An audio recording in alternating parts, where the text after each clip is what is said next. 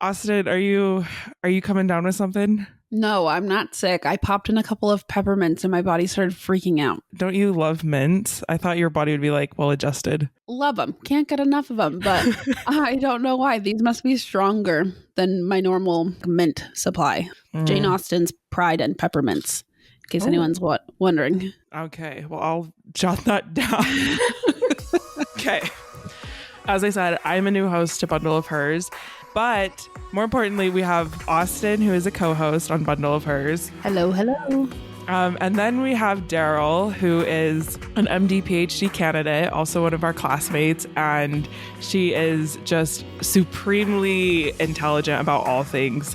How does life go for someone who is so smart? Is it hard to be around others, Daryl, when you know everything?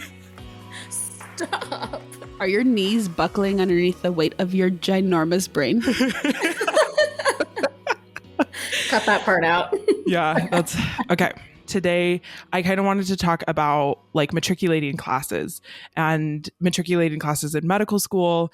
I looked at some of the data and I just kind of want to get your initial reactions to this and what you guys feel about this. So from 2021 to 2024, there were 326 applicants to medical school.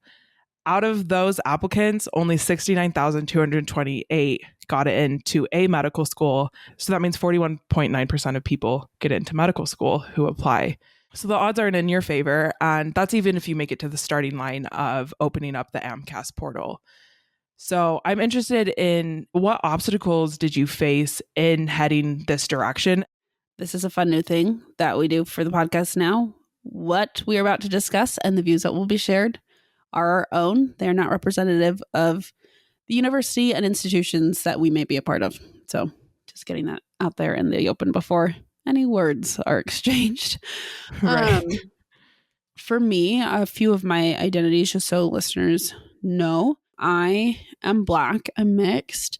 My mother is wonderful and lovely, but she never went to college. My biological father didn't go to college. He went to college for a little bit. He never graduated. My stepdad, I consider my dad, he is wonderful. He did go to college. So I feel like I come from an interesting background where I have been around people who have successfully completed college, but if you look at my mom, for example, my mom completed high school and then she had kids pretty soon after. She had her first kid fairly young, and my mom has accomplished a lot. She is such a hard worker and she is so dedicated to providing for our family, and she has such just an amazing and incredible work ethic, and I'm so grateful for her and the sacrifices that she's made.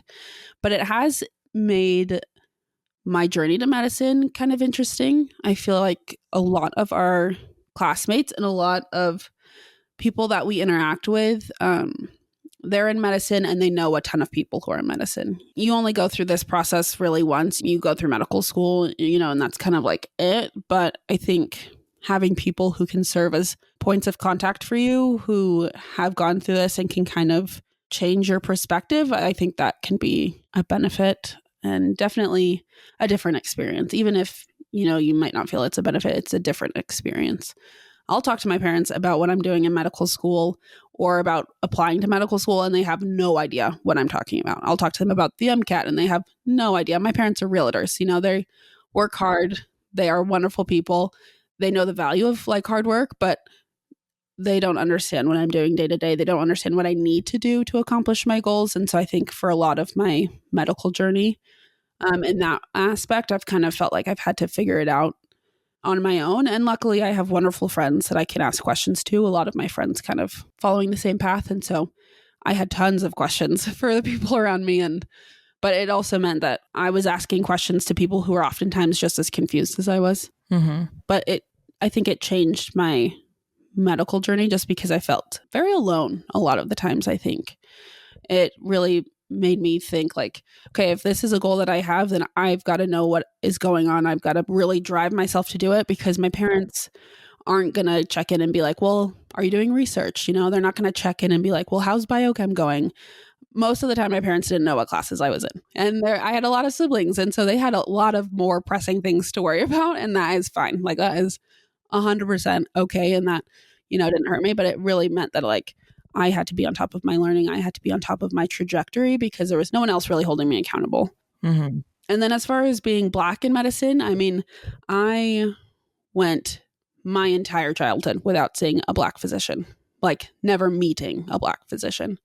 I think once you get to higher education, once you get to college even, and especially I went to a very white undergrad, and so I would look around and there were many times where I would be the only Black person in a class, whether I was taking an intro, like a more introductory science class, or when I got into biochem or genetics, I was often the only one.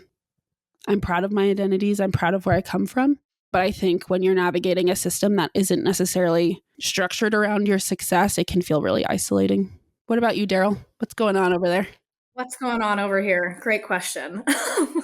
Hi, for everyone listening. My name's Daryl. I am a white woman, native Vermonter. Have kind of moved across the country a few different times, which I think is relevant to some of this. So I grew up in rural Vermont, lower class socioeconomic status, super white state. My parents split up when I was 12, and then I moved across the country to live with my mom and her now husband, who I had actually never met before. My mom also did not graduate from college, just like Austen's mom, so I can relate to that. And I definitely relate to a lot of the isolation that Austen was describing with her kind of experiences trying to figure out what to do with her life and what exactly was going on with medical school and what really you need to focus on.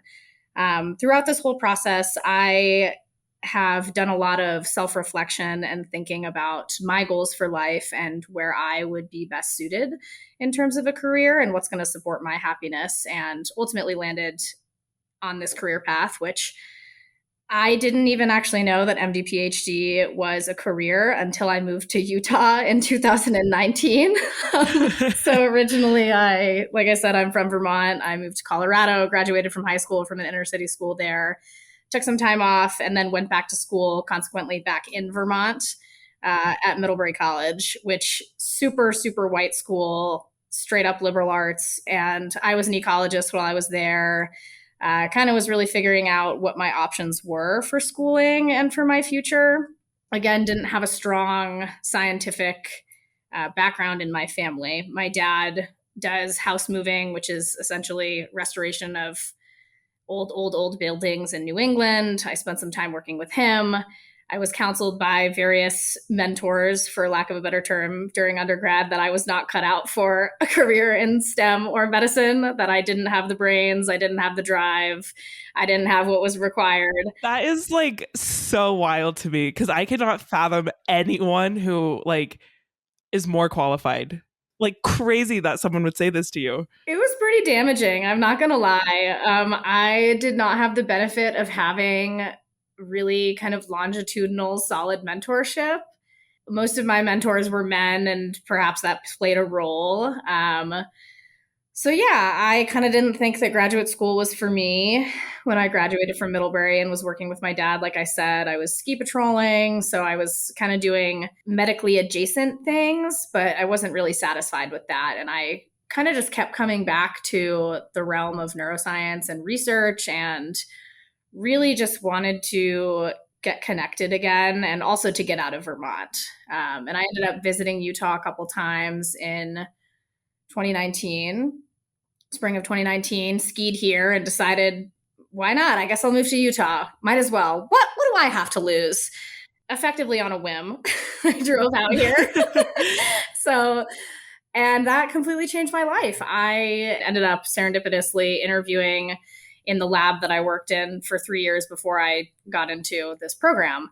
And my mentor and boss, Dr. Eileen Rodan, who's a MD PhD nephrologist here at the U, completely changed my life. I had always heard that mentorship and representation was extremely important, especially for women going into medicine, but that was not something I had directly experienced until I moved out here. I will never forget this conversation that I had with Eileen. Probably 4 or 5 months after I started, we sat down, and this was right after everything shut down during COVID. So really, I was drowning trying to think about my future, what's going to happen now. And we're on Zoom, and she asks me what I want to do with my life. And I said, well, I don't know. I've thought about, science. I've toyed with the idea of medicine before, but these various people in my life have told me that this probably isn't the right path for me. And she paused for a moment after I said that I had been counseled to steer clear of graduate school of any kind, and said, I completely disagree with that. I don't know why people told you that. I think that actually you would be really good at this being a physician scientist, someone who is working translationally across, clinical research or basic bench science like I do, and also seeing patients. And as I mentioned before, I had no idea this career even existed until I met Eileen. When I looked her up for my interview, I did not realize that the letters after her name were a dual degree program that she had done, and that her training had been it was this whole thing I had never known about. And so she really changed things for me. So for me, that was my moment where I was like, oh, maybe you're right. Maybe I can do this. And luckily everything worked out for me, but I was not really committed to this until I received an interview offer from the U. And I ended up interviewing at 2 schools, but that was the moment for me where I was like, wow, this might actually happen. And maybe the medical system is a little bit different than I thought it was, at least in terms of admissions, because on paper, I am certainly not the typical applicant in a lot of ways. So yeah, that's a little bit about my story and how I ended up here. I'm struck by like how you talk about the typical applicant. Both of you brought in this idea of like feeling alone in your application process to medical school.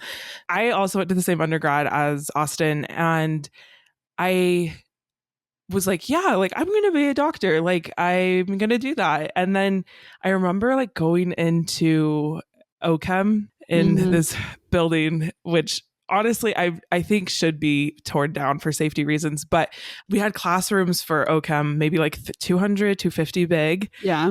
And I was like, no one here looks like me. Like it kind of just struck me. Like I wasn't even thinking about it consciously. I was like, no one in this room that's trying to go to medical school like I am approximates pretty much any of the identities that I have. There were like 4 of us total. And like we found each other real quick.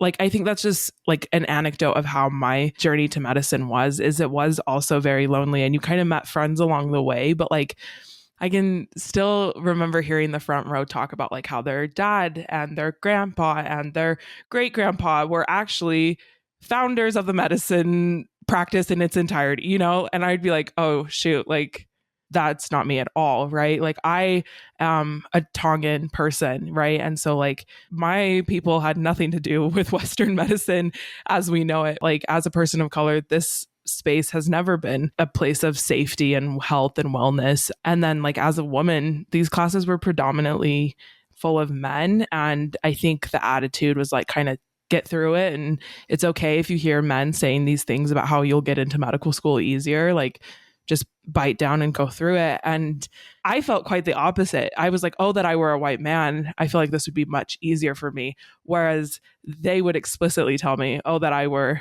a person of color, a woman, it'd be easier for me to get into medical school.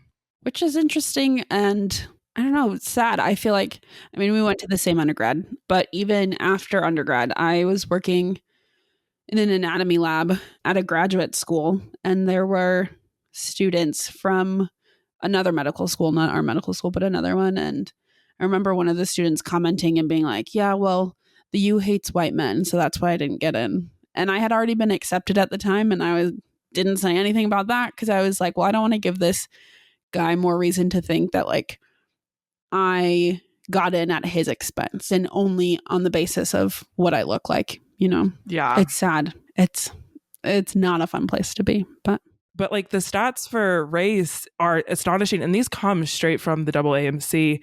People that are getting accepted, right? So you have Pacific Islanders, 57 applied in the last 4 years and 19 got in. For Black or African American applicants, 39% of applicants got in compared to the average of 41.9. It's different for race. It's different for race as far as applicants go. And then if you look at the profession as a whole, if you look at the medical profession, if you look at like the active physicians right now, I want to say something crazy, like it's like 0.1% of active physicians identify as Hawaiian natives or Pacific Islanders. Mhm. And then it's like, I think it's 0.3% are like American Indians or Alaskan natives. And then it's like 5% are Black. And you go through and you look at these statistics and it can be disheartening, but that's the reality that we live in. Mhm. Yeah, it's definitely interesting. I feel like the facts, if you look at the data, I think it's easy to think that the world is against you or that the system is against you. And then when you look at the data, sometimes that's validated depending on your identities, but sometimes that's not actually the case. And it can help like kind of change our perspectives, I think. Yeah, I agree. Yeah, just on the note of the incredulity that people express about, medical admissions, I find it very interesting for me. I'm obviously very much a white woman, cannot relate to the race thing at all. But people always find it really interesting when I tell them about my background and how I came to be in this position, because people kind of just assume that my parents are doctors. They assume that I come from a scientific family. They assume that I'm from this affluent background where I received, all the same education as my peers. And that certainly is not the case. I have had a good education, but I have also had to work really hard for that. And I have very much taken my own path. And I find it interesting how surprised people are by how successful I am and the place that I find myself in at this point in my life, given what I have been through in my life, given the trauma that I have experienced and carried with me, given, the neurodivergent nature of my brain and the things that I've experienced. It's interesting to me because as someone who has not always known that they wanted to do this and someone who has considered various other careers and in fact had other careers, I never really thought of doctors as people who were on this pedestal, an empty vessel. Let me tell you all of my woes and have you fix things for me. I had a really idealized sense of what the medical education system would look like and the kinds of people I would be surrounded by in medical school and the types of doctors that would be trained at this point in time. And so it's just been really fascinating for me as a person who I think comes with a really different perspective on medicine to interact with my peers who come from that more traditional, my parents are doctors, my parents are scientists, my parents are engineers, and this is kind of the expectation within my family. So yeah, just the exposure to different perspectives and the surprise with which people kind of interact with me when I tell them a little bit about myself has been really fascinating for me. And I think it says a lot about the shortcomings of medical education as it stands now. The fact of the matter is our patient population in this country and across the world is not reflected in the statistics of race and gender and socioeconomic status held by physicians. And that's a disservice, number one, to our patients.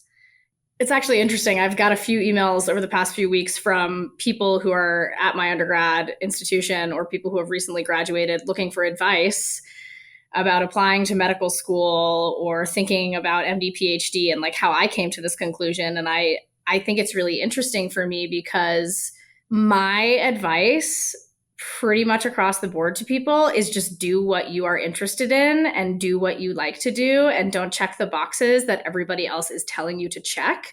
And yes, that worked out for me, but it does not work out for the majority of people. I've been struggling with this a lot lately, just the moral dilemma between counseling folks to do things the way things have traditionally been done to get into medical school, pay to play the game, whatever, and telling people to buy into their individuality and to showcase that, to really figure out for their own reasons why they're doing this and just capitalize again on their individuality. And I think that the people who are most hurt by the system right now are those who would make the best doctors, people who have unique experiences where they can relate to people who are not like them or people who have had different experiences than them. I think that the kind of archetype of the doctor nowadays and the archetype of the medical student, again, is a huge disservice to all of our patients. How do you relate to someone who comes from a totally different background than you, who doesn't have the educational benefits that you have, who doesn't have the same financial security, who has had to worry about having a roof over their head, who has had to worry about where their next meal is coming from, who has to worry about whether or not they can walk safely in their own neighborhood at night? How do you even begin to relate to someone when you have not had any experience or even exposure to people who are different than you. And there are plenty of people who come from underserved backgrounds who want to be doctors and want to go to medical school, who don't have the paper stats that the, for lack of a better term, traditional applicant has. Mm-hmm. And I think that these people who check all the boxes on paper and have the good test scores and have all the research and have all the connections end up making maybe not the best doctors, and at the very least, not the doctors that we need. Yeah. No, I think that's fair. I was visiting my parents. So I was back home and I was talking to someone who works at Georgetown University. She goes to church with my mom. And we were talking about the application process, and she was talking about how she loved the fact because of COVID, they had to switch to Zoom applications, or like the Zoom interview process. And she said that it was because they had such a more diverse applicant pool. For those who may not know or who haven't applied yet, applying to medical school is unfortunately a very not only long and stressful process, but a very expensive one. And so what this woman was telling me was that because they switched to Zoom interviews, they were able to get tons of applicants who could attend the interview without having to worry about the cost of flying, without having to worry about the cost of taking off a ton of time from work so that they could make the interview, without having to worry about the cost of lodging while they're away, And so although COVID was horrible, and there were so many negative things that came out of that experience, I think she appreciated the fact that because the medical community was forced to change and forced to adapt, at least her institution was able to, have a more robust pool of applicants who were able to attend the interviews. I think that's one of the things that we don't really talk about very often is, we have, just like you said, Daryl, there are so many people who are qualified and maybe they don't look like every other applicant, but that's not a bad thing. That could be such an incredible strength for all of these applicants, for all of these people who want to become physicians and who want to serve different segments of the community. Because at the end of the day, the best physician is going to be the physician that you trust, the physician that you can be honest with, the physician who is going to trust you and advocate for you. If your lived experiences prevent you from doing that for every single patient that you see, regardless of their background, regardless of your background, then that's where we run into issues, So by expanding the applicant pool, you're only enriching, this well of resources that future patients can pull from and rely on. You both are so eloquent. I'm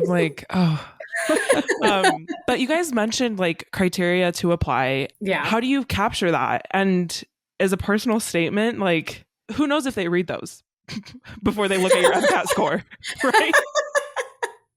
Well, they don't most of the time. That's the thing is all these schools, they have cutoffs. If you don't have test score of XYZ, your application is thrown out and doesn't ever get looked at. It doesn't pass across someone's desk. One of my hot takes, which I hope is not that hot of a take, is that this really should be competency-based. If we are assessing people based on their test scores on a nebulous multiple choice exam, it should be competency-based. Set a cutoff score. Everybody hits that cutoff score. Great. You are qualified to be here, to take our multiple choice tests, because in reality, there is nothing about the MCAT or step one that determines how good of a doctor you're going to be, whether or not your patients are even going to feel comfortable with you. And if you're going to, it says nothing about your success as a physician. And yes, these tests are absolutely necessary. We need to learn all this material. Completely agree with that. But I don't think that delineating between a person who gets a 505 on the MCAT versus a 520 whatever tells you anything. And in fact, there are many studies out there that have been run. It has no predictable value on whether or not folks are going to complete medical school, whether or not they're going to become successful physicians, complete residency. In fact, the data that I've seen suggests that the higher your MCAT score, the less likely you are to complete your training. And not only that, but it's racist. The stats on the race of doctors and the gender of doctors and where they're from, most people are of European descent. And that tells me that there has not been enough action to reverse the harms of centuries of colonization and genocide and hurt. And it's a disservice, again, to everyone in this country, regardless of the color of your skin. Absolutely. Absolutely. I just wanted to emphasize, it is a disservice to our patients Because that's what I would hope, right? I would hope that those that like really make these decisions and sit at those tables, my hope is that they do honestly care about people that do not live in their zip code, and that they want physicians who will work in those zip codes and want them to earnestly do so, right? Not write your personal statement based off of that one time you went to, some celebrity ranch in Jackson, Wyoming. You love a rural outreach, right? I'm talking about someone who's like deeply entrenched in this. I don't know. Maybe it's because it's personal for me, right? Like I have a nice zip code. Okay. I won't deny that. But I do know my dad's an immigrant from Tonga, and I drive past my grandparents' old house weekly. Like I know where we came from and what a struggle it was to even get the ground that we do have. I guess all this is to say is I take it personally when these are kind of just like question of the validity of it. Well, it's right there, it's tangible when you look like me and you talk like me. There's this like sense of responsibility that I feel like is inappropriately placed on people from underserved backgrounds. That's like, oh, well, why don't we get more applicants who are people of color? Or why don't we get more people from lower socioeconomic status? Or why aren't we getting more out-of-state applicants? And it's because there is zero accountability and accessibility on the part of schools to make things more accessible for people who maybe don't have the background that other folks do. They probably have never, like I had never heard of the career that now I am training to do. Mm-hmm. If you don't know about it and there's no representation and not even just an option for you to learn about different things that are available to you, then how are you supposed to take advantage of those things? You can have all the great programs in the world for outreach, particularly in rural areas, but until you make some like reciprocal strides, people are not going to be able to take advantage of that. And a good example of a program that actually does something for people is the Native American Research Internship here at the U. The ARC and the MD-PhD program run an internship program for Native students to come and do research here in the summers. And they make that accessible for people who otherwise would not have that opportunity. And that's where it starts. It's not on the part of the communities that we're trying to target to lift themselves up by their bootstraps. It's on the people who hold the power to disseminate that power, to break down these barriers, and to allow for people who are different to come into the fold. No, that's so eloquently put. So sincere. I really appreciate, like, Daryl, you voicing these things. It means a lot to me. Austen, what were you thinking? I saw some thoughts swirling around. I don't know. I feel like the process of applying to medical school, becoming a physician, a lot of the times creates a homogenous group of applicants, whether it be a racially homogenized group or a socioeconomically homogenized group or whatever it may be. And I think that is at the detriment of our patients. And I think expanding, however this is going to look, I don't know who the real thinkers and decision makers are, but I hope that, as they're evaluating their admissions process, as they're evaluating their programs, whether it be on the level of, an undergrad institution or a medical school or a residency program, my hope is always that that's what's at the forefront of their minds. Because just like Daryl said earlier, you could take a standardized test and you could hit it out of the park, but that doesn't mean that you'll be able to really communicate with the patient in a way that they understand. It doesn't mean that you'll be able to have a 45-minute interaction with something or with someone if you're lucky. 45 minutes is a long time in the world. But it doesn't mean that you'll be able to, leave an interaction with a patient and think like, you know what, I'm happy with the treatment plan that I made because I know that they understand it and I know that that's accessible for them. I just feel frustrated because I'm like, I know there's people from like the neighborhoods that my grandma lives in or the neighborhoods that like I visit, right? Like I know that there's smarter people out there, and it frustrates me because they're not making it to the starting line of medical school. But I did because I have a stable socioeconomic status. I'm also half white. Like those things afforded me the privilege to attend medical school. There's people out there that would be phenomenal physicians and they're not making it here. And I'm upset. I think it can be frustrating when you think about all of the people who deserve to be here, and there are a ton of people who are in medicine. That's not to say people who are in medicine don't deserve to be here. I want to make that abundantly clear. But I liked what you said about, this isn't about excluding people from the table. This is about making a table large enough for everyone. Because when you do, then everyone benefits. Agreed. I don't know. It's just so hard to I think consider these things and then get right back to the grind of it, and especially in pre-med, these massive themes of life and systems, it's almost too big of an ask to be yeah, think about this while you try and get 100% yield on your chemistry experiment. What? I think that's a lot to have to consider. I think sometimes it's easy to just try to, focus on what you need to do and not what you're trying to overcome. I think that that's a coping mechanism for a lot of people, is to just not think about it. To think, I went through this process, and this is, a pervasive thing across medicine, is I did this and now you have to do it too. It really doesn't have to be like that. I think that the whole toxic notion of this was hard for me, so now it needs to be equally as hard for everyone who comes after me, is to the detriment of everyone going through medical school. I don't think that you have to have significant trauma or have to have had a difficult life or a hard time getting here for that to directly affect you.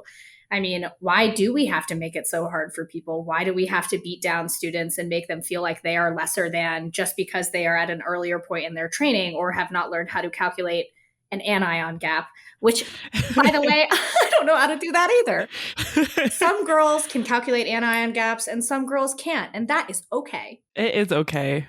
There's so many factors that contribute to the dynamics of medical school and medical school admissions.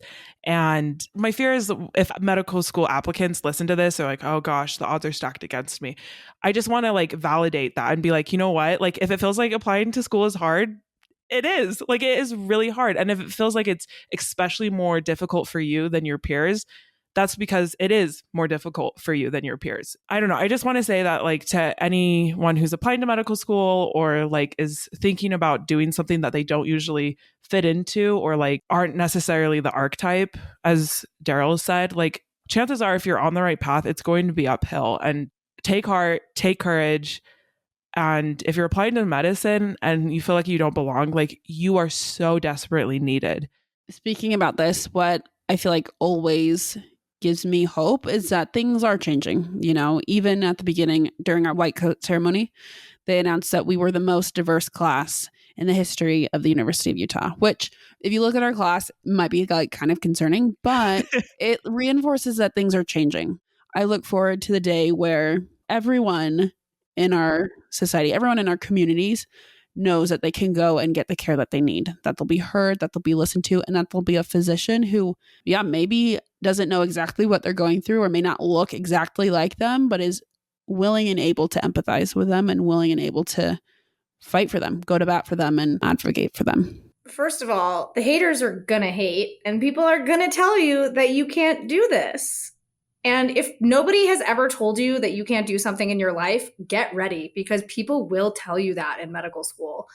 Failing at things, struggling with things, those are not inherently bad experiences for you to have. Medicine is extremely difficult emotionally. It is a very taxing job, regardless of what specialty you go into, even if you go into something where you're not dealing with terminally ill or difficult patients. Medicine is hard. It takes a lot out of you. And if you are someone that has had difficulties and struggles, and this just feels like another hurdle and you're never going to get there, you will. The more that you practice resiliency and the more that you practice self-love and can believe in yourself and see your worth, the better off you're going to be. And that's obviously easier said than done. I know that very deeply. But we need people in medicine who have had experiences that have shaped who they are, real experiences, and haven't just, hopped on the train of, I want a high-powered career, I want to make money, I want to be respected. Those are all great things. Most people I think you'll find want that in their lives. But if you truly want to make a difference in someone's life and you think that this is something you will be good at, fight for it and go for it. And don't let someone tell you you can't just because they think that you're too stupid to get there. Because if I had listened to everybody in my life that told me that I was not smart enough to do this, I would not be here right now. Mic drop. End of discussion. That's all I have to say. It was really healing to like listen to you both. And both of you have like, I think were people that I wish I had met in my undergrad. It was really lonely and it was really hard to go through that. To meet you guys now is like so healing for like who I was 4 years ago. And we're going to be fine. Yeah. We are going to be fine. Yeah. I'm so grateful for both of you. And I cannot wait to see what y'all do. I can't wait to come to match day for you guys. I'm so excited. It'll be fun and terrifying. Okay. Well, should we wrap up then? Should we do the sign off? Alrighty. Thank you everyone for listening to Bundle of Hers. Please find us on Instagram or our website and tune back in 2 weeks to listen to Lily and Miriam interview former Bundle of Hers, Margot, about the interview season. It's going to be a good time. Bye.